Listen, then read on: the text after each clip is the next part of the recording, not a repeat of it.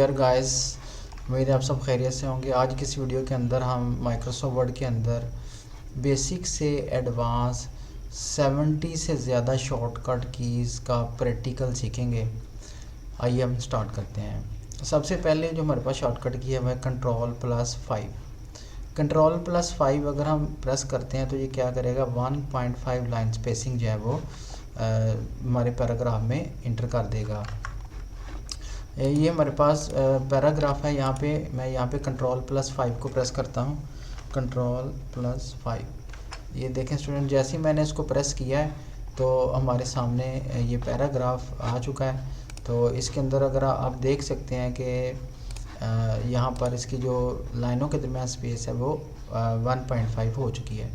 इसको अगर हम मज़ीद देखना चाहें तो यहाँ से होम के अंदर जाएं और यहाँ पर ये लाइन स्पेस है, देखिए इस वक्त यहाँ पे 1.5 सिलेक्टेड है। ठीक है, तो अगर हम Ctrl+5 प्रेस करते हैं तो ये 1.5 लाइन स्पेसिंग जो है वो ले आएगा।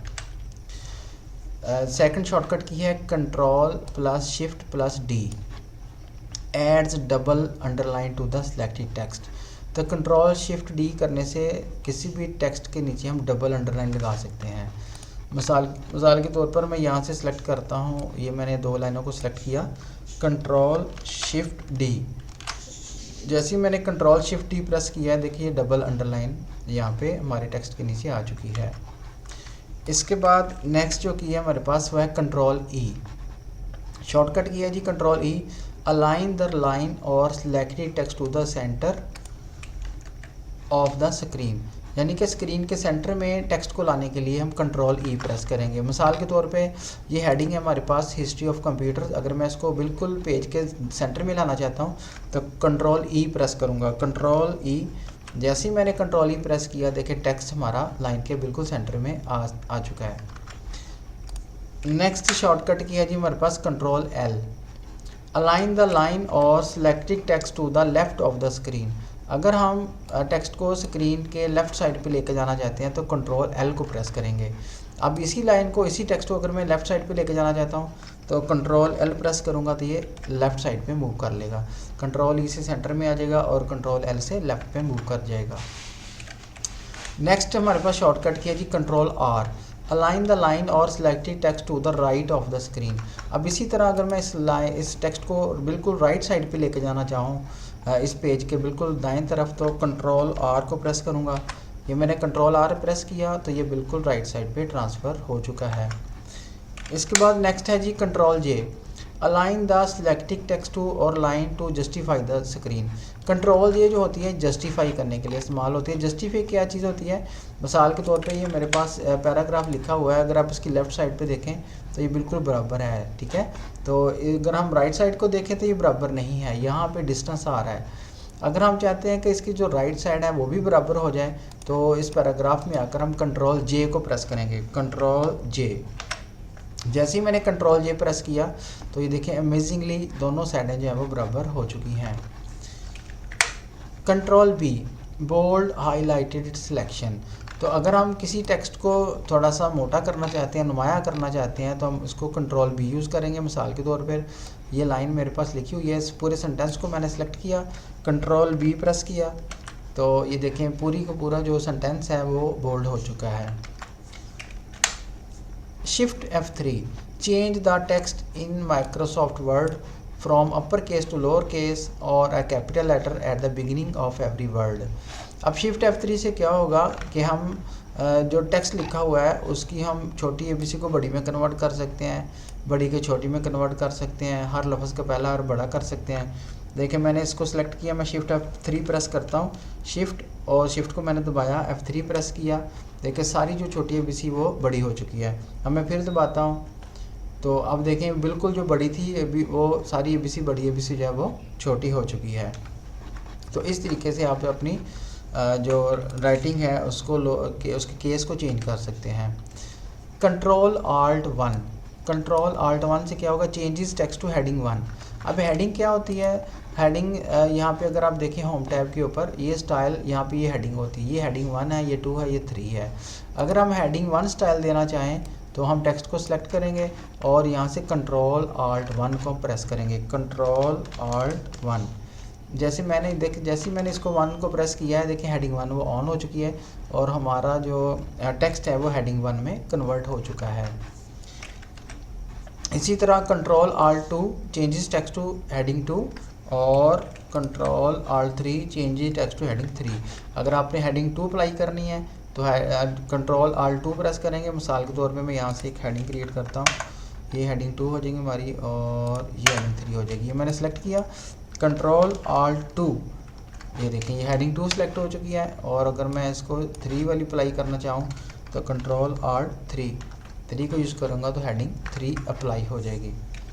इसी तरह नेक्स्ट जो हमारे पास कमांड है शॉर्टकट की है control W, close the currently open window. अगर हमने मिसाल के तौर पे मैं एक नई विंडो ओपन करता हूँ, अब ये मेरे पास एक नई विंडो आ चुकी है, अगर मैं इसको बंद करना चाहूँ तो मैं कंट्रोल W जो है वो कमांड इस्तेमाल करूँगा।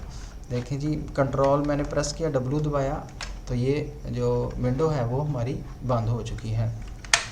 Control C copy selected text, अगर हमने डाटा को कॉपी करना है तो इसके लिए हम कंट्रोल C की कमांड इस्तेमाल करते हैं। मिसाल के तौर पे मैंने एक कंप्यूटर को सिलेक्ट किया और कंट्रोल को बटन को दबाकर C को प्रेस किया तो कॉपी हो चुका है डाटा। अब कॉपी करने के बाद बेसिकली हम इसको इस्तेमाल करेंगे, पेस्ट करना होता है हमने इसको, ठीक है। तो कंट्रोल V की कमांड लगा सकते हैं, कंट्रोल V। देखें वो जो डाटा था वो हमारा डुप्लीकेट हो चुका है। इसी तरह जी हमारे पास जो नेक्स्ट शॉर्टकट की आ रही है वो है control T, create a hanging indent, control T hanging indent. अब हैंगिंग इंडेंट क्या होता है, अब ये हमारे पास पैराग्राफ है। अब पैराग्राफ की एक पहली लाइन होती है, फिर उसके बाद बाकी जो है ना वो पैराग्राफ होता है। अगर हम कंट्रोल T प्रेस करते हैं तो हमारे पैराग्राफ की जो पहली लाइन है वो अपनी जगह पर रहेगी और जो बाकी पैराग्राफ है वो आगे मूव कर जाएगा। तो मैं यहाँ पे पैराग्राफ में आने के बाद कंट्रोल T को प्रेस करता हूँ। देखिए मैंने जैसे ही कंट्रोल T प्रेस किया तो पहली लाइन अपनी जगह पे है और बाकी पैराग्राफ आगे मूव कर चुका है। अगर मैं कंट्रोल T प्रेस करूँगा तो आगे आगे मूव करता जाएगा। अब इसी तरह अगर मैंने इसको पीछे लेके आना है तो कंट्रोल शिफ्ट और T तीनों का कम्बिनेशन में प्रेस करता हूँ तो ये देखें वो वापस पीछे की तरफ आ रहा है और इस तरह आप उसको एडजस्ट कर सकते हैं। नेक्स्ट जो शॉर्टकट किया है वो shift enter, create a soft break instead of a new paragraph. तो शिफ्ट इंटर का अगर हम बटन दबाते हैं, मिसाल के तौर पे यहाँ पर मैं यहाँ ये फुल स्टॉप के बाद मैंने कर्सर को पुट किया और इंटर का बटन दबाता हूँ तो देखिए वो नया पैराग्राफ शुरू हो जाता है, ठीक है। तो ये मैंने इसको वापस लेके आया। अब मैं करता हूँ जी शिफ्ट इंटर। मैं देखिए शिफ्ट इंटर से क्या होगा, शिफ्ट इंटर तो यहाँ पे वो पैराग्राफ नहीं क्रिएट हुआ बल्कि उसकी नेक्स्ट लाइन जो है वो स्टार्ट हो चुकी है। Control X cut selected text, अगर आपने टेक्स्ट को कट करना है तो उसको कट करके किसी और जगह लेके जाना है तो कंट्रोल X की कमांड इस्तेमाल करेंगे। मिसाल के तौर पे मैं यहाँ से वर्टिस कंप्यूटर को यहाँ से सिलेक्ट करता हूँ और कंट्रोल X को प्रेस करता हूँ। देखिए यहाँ से वो गायब हो चुका है और उसको यहाँ मैं लेके आना चाहता हूँ इसके नीचे, तो कंट्रोल V पेस्ट करूँगा यहाँ पे तो देखिए वहाँ से वो ट्रांसफ़र होकर नीचे आ जाएगा। तो कंट्रोल X जो है वो कट करने के लिए इस्तेमाल होती है। Control shift less than sign, control shift less than का साइन है जी, decrease selected font 1 point if 12 point और lower, if above 12 point decrease font by 2 point. तो एक एक करके एक एक पॉइंट ये इसको कम करेगा। Control shift less than sign अगर वो 12 पॉइंट या इससे कम होगा। अब देखें जी हमारा तो शायद वो 18 पॉइंट है तो मैंने इस डाटे को यहाँ से सिलेक्ट किया तो वो कह रहा है जी कि अगर 12 पॉइंट से ऊपर होगा तो ये 2 पॉइंट कम करेगा, अगर 12 पॉइंट से कम है ये 12 या 12 से कम है तो 1 पॉइंट कम होगा। अब जो कि 12 से ऊपर है तो यहाँ पे देखिए अभी 10.5 है यहाँ पे, ठीक है, 12 से कम है तो कंट्रोल शिफ्ट लेस देन मैं प्रेस करता हूँ तो ये साइज़ कम होना शुरू हो जाएगा। Control shift less than sign, देखें जी एक एक पॉइंट वो नीचे की तरफ जा रहा है। तो इस तरीके से आप अपने साइज़ को कम कर सकते हैं। Control left angle bracket, decrease selected font 1 point. अब बिल्कुल इसी तरीके से ये कमांड है हमारे पास एक मिलती जुलती। कंट्रोल जो लेफ़्ट एंगल ब्रैकेट है मैं इसको प्रेस करता हूँ, एक एक पॉइंट इसका साइज़ कम होना शुरू हो जाएगा। इसका साइज़ 10.5 है। कंट्रोल लेफ़्ट एंगल में यूज़ करता हूँ जी, ये देखें एक एक पॉइंट उसका साइज़ कम होना शुरू हो जाएगा। कंट्रोल